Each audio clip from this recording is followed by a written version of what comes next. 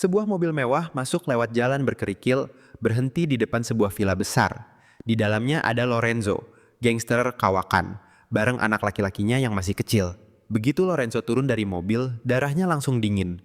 Mayat anak buah bersenjatanya bertebaran di seluruh properti. Satu orang yang selamat sempoyongan mendekat, syok berat. Sadar situasinya bahaya, Lorenzo langsung nyuruh anaknya tetap terkunci di dalam mobil. Narik pistolnya, nyeret orang yang selamat itu. Terus hati-hati maju ke rumah utama. Begitu masuk, seisi rumah udah kayak rumah jagal. Mayat di mana-mana, dan cara mereka dibunuh terlalu rapi buat kejahatan biasa. Sampai Lorenzo yang udah kebal sama kekerasan aja ngerasa merinding. Sampai ke ruang kerja utama, Lorenzo nemuin sesosok pria duduk tenang di tengah mayat-mayat itu. Namanya Robert. Anak buah Lorenzo yang tersisa langsung ngarahin senjata ke dia. Tapi Robert kayak nggak peduli sama sekali. Lorenzo maju, nanya kenapa Robert ada di sana dan apa maunya. Dengan nada dingin, Robert bilang, Lorenzo udah ngambil sesuatu yang bukan haknya. Dan sekarang dia harus bayar. Robert ngasih Lorenzo waktu 9 detik buat ngaku dan balikin apa yang dicuri. Terus nyalain timer. Lorenzo cuma diam membeku, nggak jawab apa-apa. Begitu 9 detik habis, Robert langsung bergerak. Dalam sekali gerakan, dia ngehabisin 3 penjaga bersenjata dan sempat nyerempet Lorenzo pakai peluru.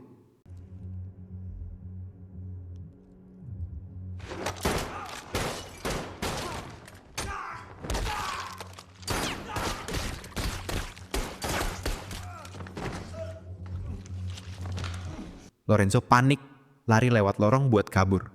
Robert dengan santai mengungutin senjata yang jatuh, bilang dia mau denger Lorenzo teriak, terus nembak tepat di kaki Lorenzo. Lorenzo jerit kesakitan, jatuh nyender ke tembok. Tanpa ragu, Robert jalan mendekat dan nembak kepalanya. Lorenzo tewas seketika.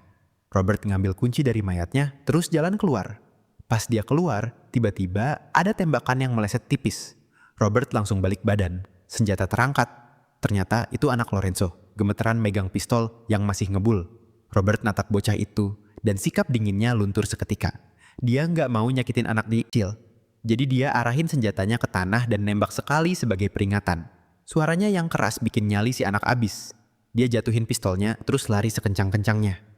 Kondisi Robert makin parah pas dia nyetir ninggalin kebun anggur itu. Dia kehabisan darah sampai pingsan nggak jauh dari sana.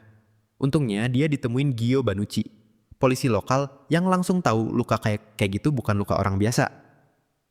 Daripada bawa Robert ke rumah sakit dan bikin masalah buat kotanya, Gio malah bawa dia ke Enzo, dokter yang dipercaya di kota itu.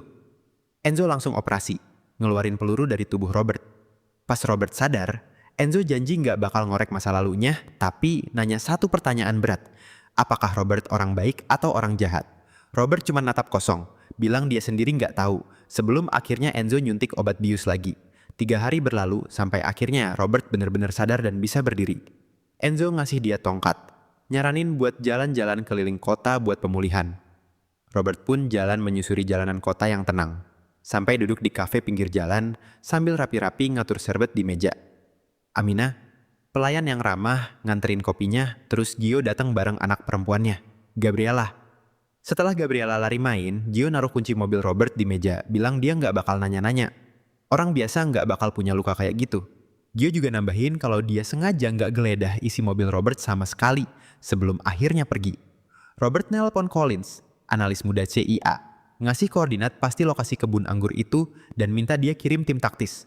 Collins yang bingung nanya siapa yang nelpon, dan Robert cuma jawab dia warga negara yang bertanggung jawab. Dia langsung nutup teleponnya sambil bilang panggilan ini kan direkam, jadi tim teknis CIA bisa aja narik koordinatnya dari situ. Collins ditinggal bengong. Dari situ, satelit CIA nyorot kebun anggur itu dan nemuin markas rahasia yang tersembunyi di dalamnya. Sementara itu, Robert mulai jalanin rutinitas tenang di kota kecil ini, deket sama warga-warganya, meskipun tiap malam dia masih diganggu mimpi buruk soal orang-orang yang dia bunuh. Suatu siang di kafe, dia lihat seorang bocah nyerahin amplop uang paksaan ke Marco, bikers yang bikin resah. Romina sempat nyamperin buat ngobrol, tapi perhatian Robert terus balik ke Marco dan gengnya. Beberapa hari kemudian, Robert lihat Marco masuk toko ikan Angelo, maksa minta setoran mingguan. Angelo bilang usahanya lagi sepi dan dia udah nggak punya uang, tapi Marco malah mukulin dia habis-habisan, ngancem bakal balik minggu depan minta 2 kali lipat. Pas keluar toko, mata Marco ketemu tatapan Robert yang dingin dan gak berkedip sama sekali. Belum pernah ada yang natap dia kayak gitu. Tapi Marco cuek aja terus pergi naik motor. Marco sama gengnya ke kota sebelah. Ketemu kakaknya, Vincent, bos kriminal yang megang seluruh wilayah itu. Di sebuah apartemen mewah, Vincent ngancem pemilik gedung buat maksa jual propertinya. Dan pas ditolak, anak buahnya langsung gantung si pemilik dari jendela atas. Vincent terus nyuruh Marco meres warga habis-habisan, sambil nyinggung soal operasi besar yang lagi disiapin. Balik ke kota, Robert datang ke toko Angelo bareng Amina buat beli ikan. Angelo yang masih memar nolak keras pas Robert mau bayar, bilang, Robert itu tamu terhormat kota mereka. Berkali-kali Robert coba bayar, tapi Angelo tetap aja nolak. Di sisi lain, Collins dan atasannya, Frank, nyerbu kebun anggur itu bareng tim federal bersenjata lengkap. Mereka nemuin tumpukan narkoba dan uang tunai 11 juta dolar tersembunyi di sana. Frank kaget kok jaringan sebesar ini bisa lolos dari radar mereka dan langsung nyuruh Collins ngorek latar belakang si pelapor misterius itu. Balik ke kota, Enzo meriksa tubuh Robert yang udah pulih total. Robert nanya kenapa Enzo mau nyelamatin orang asing bersenjata dan penuh luka kayak dia, bukannya lapor polisi. Enzo ngingetin lagi soal pertanyaan malam itu, terus bilang cuman orang yang bener-bener baik yang bakal jawab dia nggak tahu. Kata-kata itu ngena banget buat Robert. Dia berterima kasih, beres-beres barang, siap-siap ninggalin kota. Tapi tiba-tiba warga kota pada lari ramai-ramai di jalan. Robert ikut dan dia nemuin toko ikan Angelo udah abis kebakar. Semua usaha, penghasilan keluarganya, sampai lukisan-lukisan anaknya, ludes jadi abu. Angelo nangis, warga sekitar coba negenin dia. Robert nengok ke seberang jalan, dan matanya ketemu Marco yang lagi berdiri sambil ngeliatin kerusakan yang dia bikin. Saat itu juga Robert mutusin dia nggak akan pergi sampai ngancurin operasi Marco. Warga kota bahu-membahu bantu Angelo bangun lagi tokonya. Sementara Gio diem-diem periksa rekaman CCTV kota, berhasil ngenalin mobil yang dipakai buat bakar toko, dan berani bikin laporan resmi nyebutin nama anak buah Marco. Nggak sadar badai yang lagi ngumpul, Robert lanjut deket sama warga, termasuk ngabisin malam bareng Amina jalan-jalan sambil makan kebab. Tapi kedamaian itu nggak lama. Paginya di kafe, Robert nyadar ada perempuan yang diem-diem motret dia. Dia cuma bilang santai, kalau mau foto, ya foto yang bener sekalian. Emma Collins, agen CIA, akhirnya nyamperin mejanya. Nembakin pertanyaan soal identitasnya sambil ngancem bakal bawa lebih banyak polisi. Robert tetap santai, bilang dia nggak bakal takut sama ancaman kayak gitu. Pas Emma nanya apa dia yang bantai orang-orang di kebun anggur itu, Robert cuma nyengir, nanya balik masa orang tua kayak dia bisa ngelakuin hal segitu. Emma sadar dia lagi berhadapan sama orang yang bener-bener nggak ninggalin jejak. Jadi dia nyuruh Robert tetap di kota dan pergi buat nyelidik lebih dalam. Akibat laporan Gio cepet banget kerasa. Pas jemput Gabriela dari sekolah, dia dapet telepon ancaman dari anak buah Marco. Disuruh berhenti ngurusin urusan mereka kalau nggak mau anaknya kenapa-kenapa. Gio panik lari pulang, tapi malah keburu diserang di rumahnya sendiri. Anak buah Marco mukulin dia di depan keluarganya, mengancam bakal bunuh semuanya kalau dia berani nyelidik lagi. Gio akhirnya ke tempat Enzo buat diobatin, dan Robert lihat sendiri lukanya. Dari situ, Robert sadar kekerasan di kota ini udah makin gak terkendali, dan dia mulai latihan fisik lagi, ngerasin badannya jadi kayak dulu, seorang pembunuh. Gak lama, Collins balik lagi, kesel karena pencarian dia soal Robert gak nemuin apa-apa. Dia ngingetin soal Vincent, bos mafia paling ditakuti di wilayah itu, sambil nanya apa sebenarnya rencana Robert. Robert malah balik, nanya ngapain CIA ada di Italia, terus pergi ninggalin Emma tanpa jawaban. Malam itu, ketegangan makin panas. Gio ngajak keluarganya makan malam di restoran, tapi tiba-tiba dikepung Marco dan gengnya. Marco ngomong keras di depan Gio, bilang, sekarang dia kerja buat mafia. Pas lagi sombong gitu, Marco nyadar Robert lagi duduk deket situ, natap tajam ke arahnya. Marco samperin, ngeledek umur Robert, ngancem jangan berani natap dia lagi. Dengan suara dingin, Robert nyuruh Marco pergi, ngasih tahu dia bakal ngerasain sakit yang belum pernah dia bayangin. Anak buah Marco ketawa, dan Marco maju mau nantangin. Tapi secepat kilat Robert nangkep tangannya, matahin pergelangannya, terus nekan syarafnya sampai Marco jatuh berlutut, teriak kesakitan. Anak buahnya mau ngambil senjata, tapi Robert nyuruh Marco panggil mundur semua orangnya, taruh pistolnya di meja, dan pergi kalau nggak mau mati di situ juga.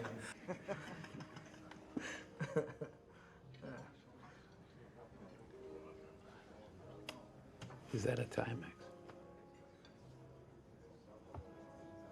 No. It's a movie. Right there. right there. Marco akhirnya nurut, jalan keluar restoran dengan hina. Di luar, Marco yang udah malu berat langsung ngumpulin anak buahnya, nyuruh bunuh Robert dan semua orang di restoran itu. Tapi sebelum mereka sempat gerak, sebuah mobil ngebut dari kegelapan, nabrak salah satu dari mereka. Robert keluar dari bayangan, ngehabisin satu-satu anak buah Marco dengan cepet dan presisi. Marco yang panik narik pisau berburu terus nyerang, tapi Robert gampang ngelucutin senjatanya dan nusuk dia berkali-kali sampai tewas di jalan. Robert menghilang ke dalam malam kayak nggak pernah ada di situ. Kalau lo suka jenis film kayak gini, pastiin lo udah subscribe ya. Paginya, polisi ngamanin lokasi kejadian. Gio susah nyembunyiin lega dia lihat Marco tewas, tapi penyelidikan malah nemuin narkoba dalam jumlah besar di mobil Marco. Sama persis kayak yang ada di kebun anggur. Kabar ini nyambung sama bom teroris yang baru aja meledak di Roma. Ternyata, uang narkoba jaringan Vincent ini yang danain serangan teror itu. Frank nyuruh Collins ngelacak jaringan sampai ke akarnya di Napoli. Emma pun ngambil alih penyelidikan dari kepolisian lokal pakai wewenang CIA-nya, sampai berhasil dapat lokasi dari seorang informan lewat penggerebekan yang sukses. Sementara itu, kepala polisi kota datang nemuin Vincent yang lagi berduka atas kematian Marco, ngingetin dia kalau CIA sekarang beroperasi di daerah itu dan nyuruh dia berhenti. Vincent yang marah nolak mentah-mentah, sampai anak buahnya nahan si kepala polisi, dan Vincent sendiri ngiris pergelangan tangannya, nyeret dia keluar. Ngancem bakal lebih parah lagi kalau nggak bantu nyari pembunuh Marco. Robert sempat nelpon Emma buat ngingetin soal dalang di balik jaringan narkoba ini, tapi peringatannya kelambatan.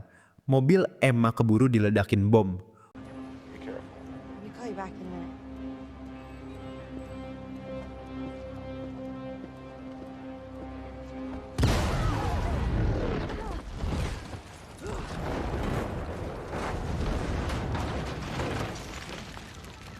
Untungnya dia selamat meski luka parah, dibawa ke rumah sakit, dan Frank janji bakal ungkap semuanya sampai tuntas.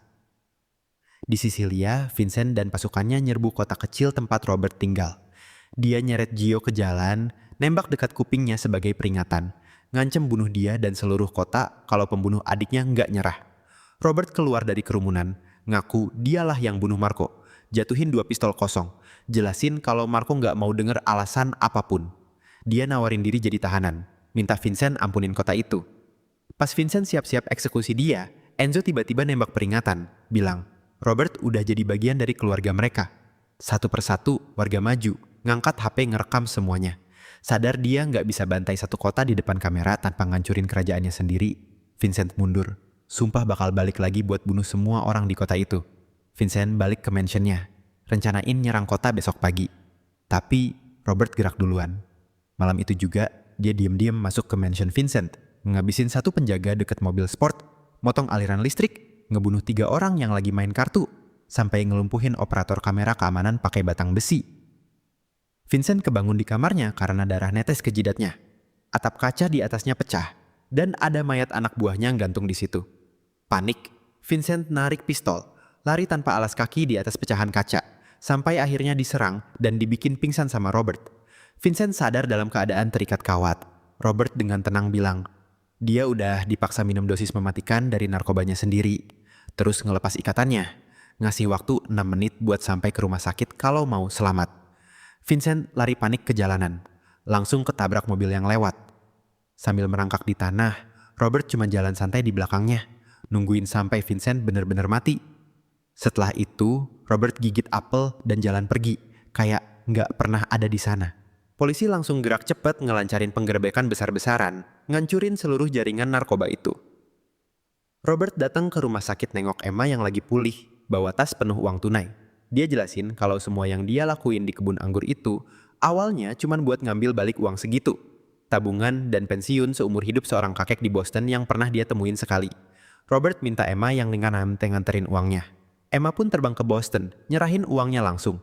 Dan si kakek nangis begitu sadar dia baru aja diselamatin dari kehilangan rumahnya. Balik ke kantornya, Emma nemuin satu paket lagi dari Robert, buku harian ibunya. Dari situ dia baru sadar, Robert kenal deket sama orang tuanya, Susan dan Brian, sahabat lama Robert yang udah tiada. Dan itu alasan kenapa Robert percaya penuh sama dia buat misi ini. Di Sisilia, kota kecil itu lagi rame ngerayain kemenangan sepak bola. Robert ikut gabung, senyum di tengah warga yang udah jadi keluarganya. akhirnya ngerasa bener-bener punya rumah. Ninggalin semua masa lalunya yang penuh kekerasan di belakang. Lo di posisi Robert, lo bakal lakuin hal yang sama demi bayar utang budi ke orang lain? Tulis di komentar dan jangan lupa subscribe buat rekap film seru lainnya.